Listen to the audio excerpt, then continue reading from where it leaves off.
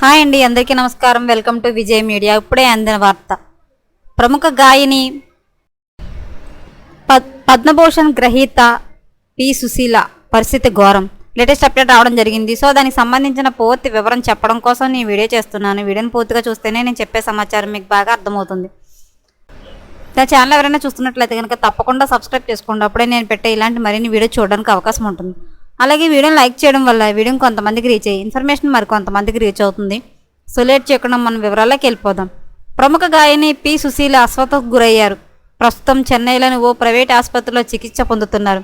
కుటుంబ సభ్యుల వివరాల ప్రకారం గత కొంతకాలంగా సుశీల తీవ్రమైన జ్వరంతో బాధపడుతున్నారు. శనివారం స్వల్ప అస్వస్థతకు గురి కావడంతో భయాందోళనతో చెందిన కుటుంబ సభ్యులు హుటాహుటిన దగ్గరలోని ఆసుపత్రికి తరలించారు.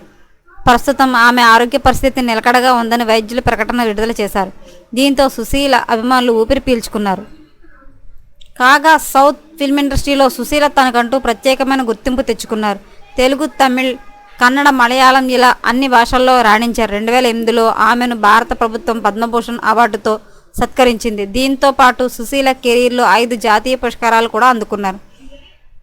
ఇలాంటి మరిన్ని లేటెస్ట్ అప్డేట్ల కోసం మన ఛానల్ తప్పకుండా సబ్స్క్రైబ్ చేసుకోండి. Thanks for watching.